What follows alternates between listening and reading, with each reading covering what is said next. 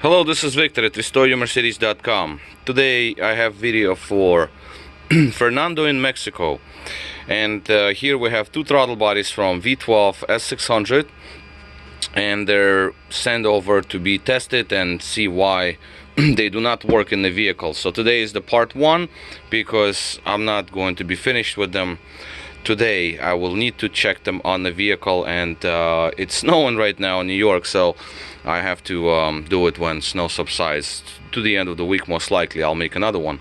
Now, Fernando, I received your throttles. I have good news, bad news. I'll go over these units right now.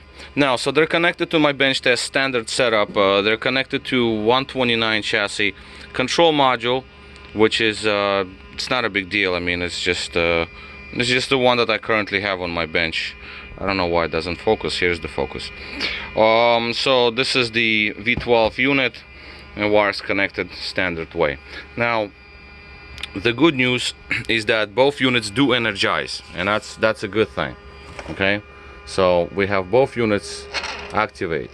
Okay, so they do activate, and that is great. We'll go over that noise in a minute. So that is fine. Now, the readings, we do get readings from potentiometers, and that's also good news. So this is pretty much normal readings, what you would expect. 0.02 of a volt off is not a big deal, so it's within the range. It's not a big deal, because also if you will look, these are two different throttle bodies, so I don't even know which one is original to the vehicle, which one was a replacement. As you can see, this is a small bolt case unit, and this is the large bolt case unit. As you can see, there's a bigger bolt that holds and the bolts that hold covers. All right, so obviously they're from two different generations. Nonetheless, they will both work.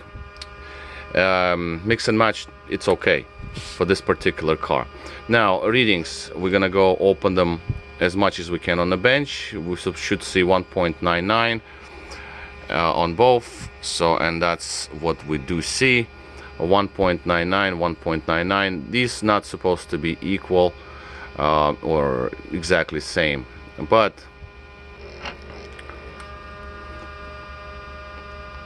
that is our idle. I'll show you another set of throttles so we can compare. So you know, that's the readings what we have here, but yeah, I have many videos about the voltages. You can just look at any other videos, and that's fine with me. I don't have an issue with that.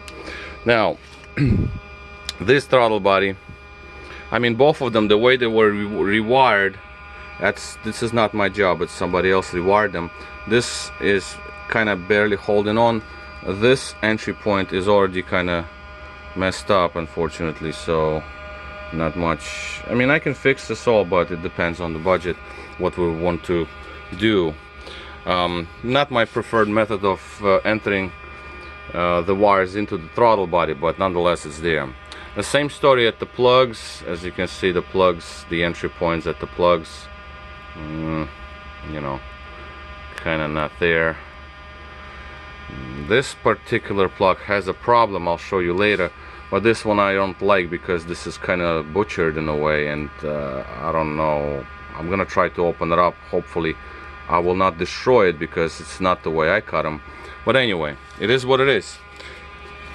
Another thing I want to point out here is the noise that you would hear from this unit, because as you hear it,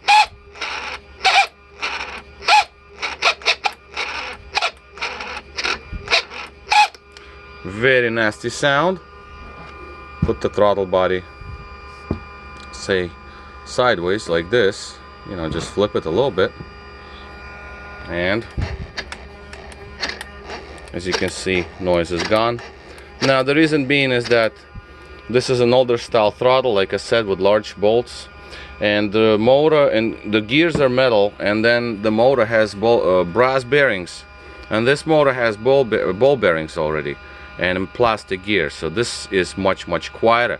Well, basically you're never gonna hear sound from this unit, because this is a newer style, but you do not want, I mean, I would prefer noisy unit versus the quiet unit, because this motor has its flaws and it always fails sooner or later. So this is a problem, but I'll take a look. It's not really visible until you take it apart, so unfortunately we cannot see what's happening in this motor before I actually have to, before I take it all apart. So unfortunately there's nothing I can tell.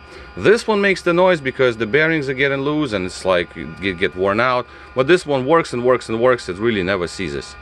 I've seen only one of these motors seized up, whereas I've seen many of these seized up. So from bearings to brushes, this is a problematic motor. All right, so that is that. So this is just the way it is. Once I open the throttle body, I'll take a look at the wear and tear, so just to kind of determine how old is this. Maybe it was installed, maybe it was a brand new unit that was installed in that vehicle. Who knows? We'll never know, because all of the new replacement units will come with small bolts rather than large bolts.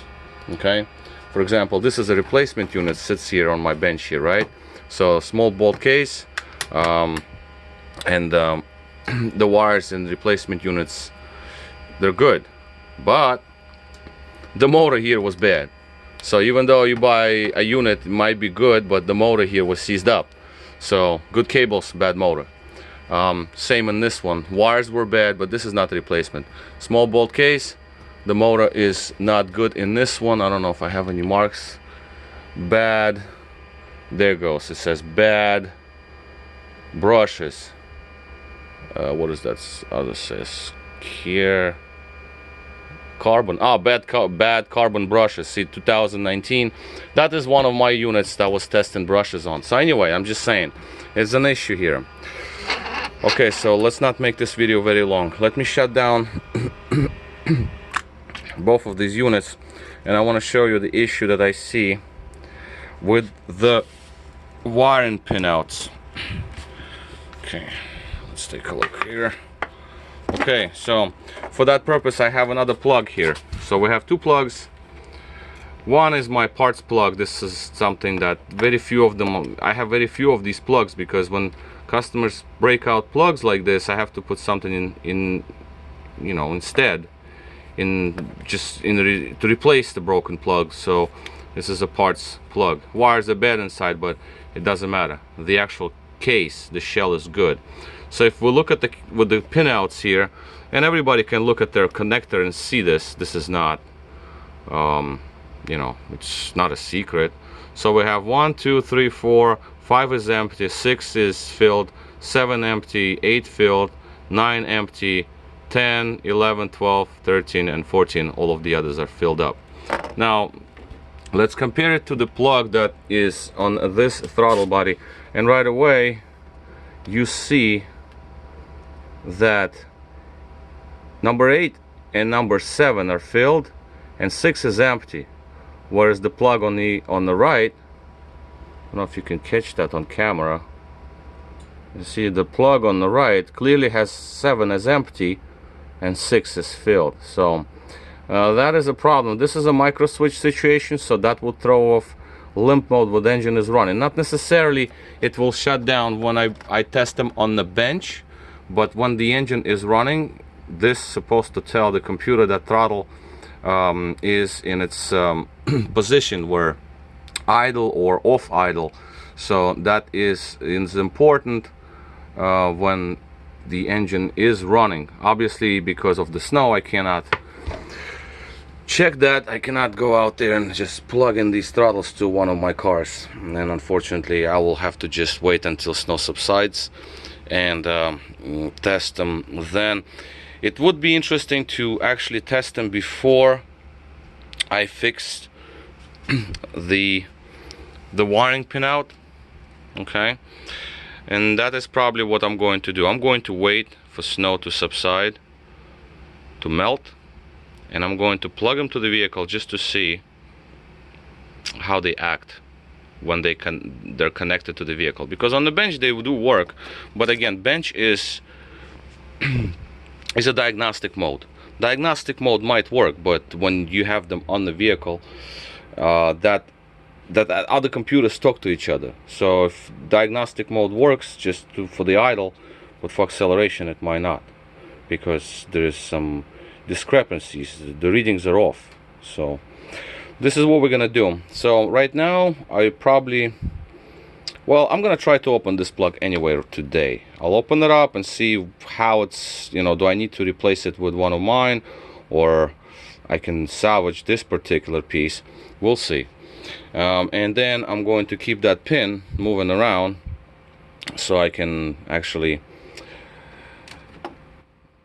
plug in this unit to the vehicle to see how it acts. And also I'm going to check on the motor real quick and wear and tear on potentiometers. That's important because sometimes they start cracking and that's a problem later. So I need to see that, so make sure that the potentiometer surfaces are good. So it's a complex amount of work, even though the wires are done, but I would rather have them done my way, so it's obviously better for me to work on, but it is what it is. So I also will check up on the soldering itself and see if there are any cold joints or overheating on the board, and you know, it is what it is. I just have to do what I have to do. It's my job.